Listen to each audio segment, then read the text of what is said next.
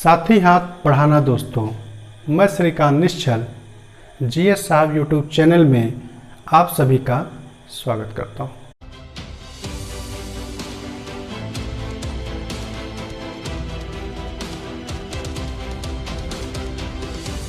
दोस्तों, आज मैं भारत में अफवाह तंत्र को उद्गम के आधार पर लेकर उपस्थित हुआ हूं। जो दोस्त इस यूट्यूब चैनल को पहली बार देख रहे हैं, मैं उनसे अनुरोध करता हूं कि वे इस वीडियो को देखने के पहले पुराने वीडियो को अवश्य देख लें, जिससे उनको इस वीडियो के संबंध में सही समझ विकसित हो सकेगी। चलिए दोस्तों, आज के टॉपिक को शुरू करते हैं। भारत में अफवाह तंत्र उद्गम के आधार पर दो भागों में देखने को मिलती है। उद्गम मतलब उत्पत्ति के आधार पर, उनके निकलने के स्रोत के आधार पर। ठीक है, दो प्रकार से देखने को मिलता है। एक क्या है, उत्तरीय या हिमालयी अफवाह तंत्र। दूसरा क्या है, दक्षिणी या प्रायद्वीपीय अफवाह तंत्र। थोड़ा इन दोनों को देखते हैं इस मैप के माध्यम से। उत्तरीय अफवाह तंत्र की बात कर रहा है तो ये भारत का कौन सा हिस्सा है? उत्तर है। ये कौन सा है? दक्षिण है। बिल्कुल नाम से समझ में आ रहा है, उत्तरीय अफवाह तंत्र। और साथ में क्या बोला जा रहा है? हिमालयी अफवाह तंत्र। तो हिमालय कहाँ मौजूद है? उत्तरी हिस्से में, इसलिए वहां से निकलने वाली नदियों को हिमालयी अफवाह तंत्र के रूप में जाना जाने लगा। ठीक है, या इसी क्या बोला जाता है? उत्तरीय अफवाह तंत्र। जैसे आप देखें, ये जो हिस्सा मैं खींच रहा हूं, ये क्या कहला रहा है? ये उत्तरीय अफवाह तंत्र। ठीक है, अब क्या आ रहा है? यहां देखिए, दक्षिणी या इसे क्या बोलता है? प्रायद्वीपीय अफवाह तंत्र। भारत का ये जो एरिया है मोटे रूप से प्रायद्वीपीय पठार के रूप में जाना जाता है। और स्वाभाविक बात है, इससे जो नदियां निकलती हैं उनको उन्हीं के आधार पर कहा जा रहा है कि प्रायद्वीपीय अफवाह तंत्र, या इसी कारण बोला जा रहा है दक्षिणी अफवाह तंत्र। ठीक है, अब हम देखते हैं आगे कि उत्तरीय या हिमालयी अफवाह तंत्र जो है तीन रूप में देखने को मुख्य रूप से मिलता है। ठीक है, यहां देखें आप ध्यान से, सिंधु नदी अफवाह तंत्र, गंगा नदी अफवाह तंत्र, ब्रह्मपुत्र नदी अफवाह तंत्र। अब आप थोड़ा सा यह सोच रहे होंगे कि ब्रह्मपुत्र नदी अफवाह तंत्र ही क्यों रखा गया नाम, गंगा नदी अफवाह तंत्र ही क्यों रखा गया नाम, या सिंधु नदी अफवाह तंत्र ही क्यों रखा गया नाम।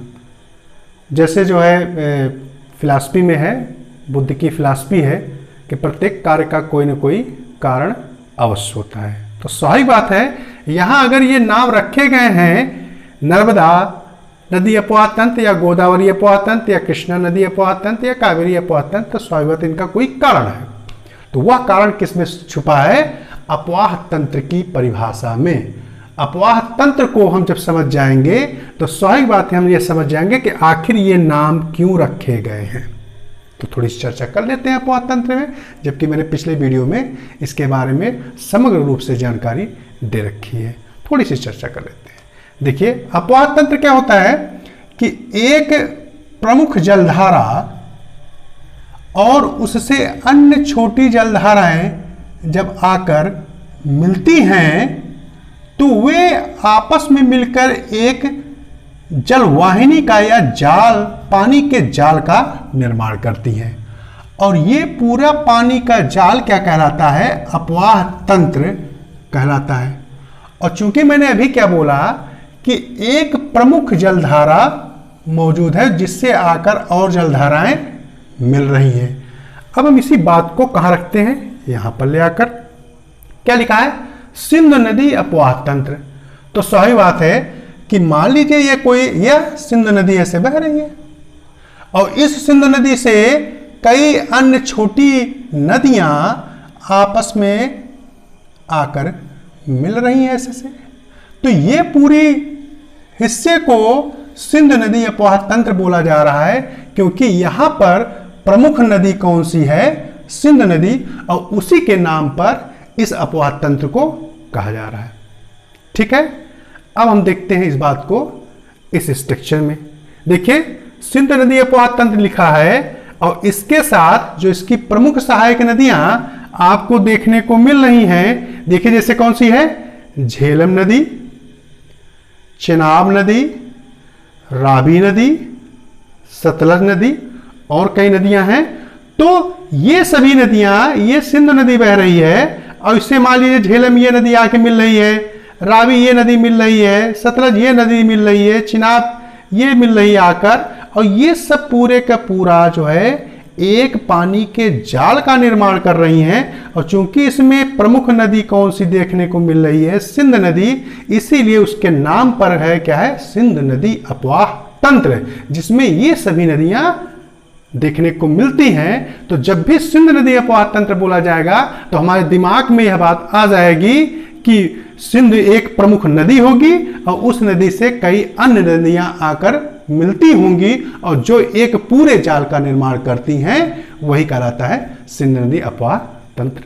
ठीक है, इसी प्रकार से अन्य जो है आपको देखने को मिलेगा। यहां देखिए गंगा नदी अपवाह तंत्र, स्वाभाविक बात अभी भी मैंने बोला गंगा नदी अपवाह तंत्र। तो गंगा कौन है, एक प्रमुख नदी है और जिससे अन्य छोटी छोटी सहायक नदियां आकर मिल रही हैं। जैसे क्या देख रहे हैं, घाघरा हो गया, यमुना हो गया, गंडक हो गई, राप्ती हो गई, ये सब नदियां आकर मिल रही हैं। और साथ साथ आपकी बात में या दिमाग में हर्ष में रहना चाहिए कि ये उत्तरी या हिमालय अपवाह तंत्र कहा जा रहा है और ये सब नदियां कहां से निकल रही हैं, हिमालय से निकल रही हैं। मतलब इनका उद्गम, उत्पत्ति, निकलने की जगह कहां से है, हिमालय से है। इसी प्रकार से आगे आप क्या देखते हैं, ब्रह्मपुत्र नदी अपवाह तंत्र। तो ब्रह्मपुत्र क्या है, एक प्रमुख नदी है, एक प्रमुख नदी ब्रह्मपुत्र है और इससे जो अपवाह तंत्र का निर्माण कर रहा है उनमें कौन सी नदियां आ रही हैं, मानस हो गया, धनश्री हो गया, लोहित हो गया, तिस्ता हो गया, ऐसी कई छोटी छोटी नदियां मिल रही हैं और एक जल का निर्माण, एक जल पूरी जाली का निर्माण कर रही है, जल की जाली का निर्माण कर रही है। और चूंकि प्रमुख नदी के रूप में कौन सी है, ब्रह्मपुत्र है, इसलिए पूरे इस अपवाह तंत्र को क्या नाम दिया जा रहा है, ब्रह्मपुत्र नदी अपवाह तंत्र। दोस्तों मुझे उम्मीद है कि आपको बात समझ में आ रही होगी। आगे अब देखते हैं भारत में अपवाह तंत्र दक्षिणी हिस्से में या जिसको कहते हैं प्रायद्वीपीय पठार में देखने को जो मिलता है, उसमें प्रमुख नदियां आपको क्या दिखाई देंगी, जैसे क्या है, नर्मदा नदी अपवाह तंत्र। नर्मदा एक नदी है, ठीक है, वो कहां से बह रही है, प्रायद्वीपीय पठार से बह रही है और उससे अन्य छोटी नदियां जैसे क्या है, शक्कर हो गया, हथनी हो गया, टबा हो गया, हिंडी हो गया, ये सब आकर इस नदी से मिल रही हैं और ये सभी नदियां क्या है, समग्र रूप से एक जल मतलब क्या कहते हैं उसे, जाली का निर्माण कर रही हैं, इसलिए इनको क्या बोला जा रहा है, नर्मदा नदी अपवाह तंत्र। इसी प्रकार से आगे क्या आप देखते हैं कि गोदावरी अपवाह तंत्र देखने को आपको मिल रहा है प्रायद्वीपीय अपवाह तंत्र के हिस्से में। ठीक है, जैसे आप देखिए गोदावरी प्रमुख नदी, उसकी अन्य सहायक नदियां देखने क्या है, इंद्रावती, वर्धा, वेनगंगा, पूर्णा। ठीक है, ये सब नदियां किससे आकर मिल रही हैं और एक जाली का निर्माण कर रही हैं। ठीक है, ये देखिए आप, एक पूरा जाल बन रहा है। प्रमुख नदी कौन है, गोदावरी। आगे नीचे आते हैं तो क्या दिखाई देता है आपको, कृष्णा नदी अपवाह तंत्र है कि कृष्णा नदी अपवाह तंत्र। तो कृष्णा कौन है, एक प्रमुख नदी है, उससे अन्य कई जल की सहायक नदियां आकर मिल रही हैं। कौन सी नदियां, जैसे तुंगभद्रा, कोयना, घाट प्रभा, भीम प्रभा, और ये सब क्या एक जाल का निर्माण कर रहे हैं। आगे नीचे बढ़ते हैं तो कौन सी नदी आ जाएगी, कावेरी नदी अपवाह तंत्र। तो कावेरी एक प्रमुख नदी है और उसकी सहायक नदियां उससे आकर मिलकर एक अपवाह तंत्र का निर्माण कर रही हैं। जैसे कौन सहायक नदियां, हेमवती, अमरावती, भवानी, सुवर्णवती। तो ये क्या है, ये सभी नदियां आकर कावेरी से मिल रही हैं और कावेरी एक प्रमुख जलधारा है। तो ये पूरा जलधारा क्या कहलाएगा? कावेरी नदी अपवाह तंत्र। तो दोस्तों, आपको इस स्ट्रक्चर को देखकर पूरी तरीके से यह बात समझ में आ रहा होगा कि भारत में उद्गम के आधार पर अपवाह तंत्र की स्थिति क्या है। ठीक है दोस्तों, और इससे एक बात और आपको समझ में आ रही होगी, मोटे तौर से आप यह देख सकते हैं यहां समग्र रूप से, अगर आपसे कह दिया जाए सीधे सीधे क्वेश्चन कि वर्धा नदी कहां से निकलती है, तो आपके दिमाग में फट से आ जाएगी वो बातें कि ये प्रायद्वीपीय पठार की नदी है, दक्षिणी भारत की नदी है। ठीक है, और यह किस अपवाह तंत्र का हिस्सा है?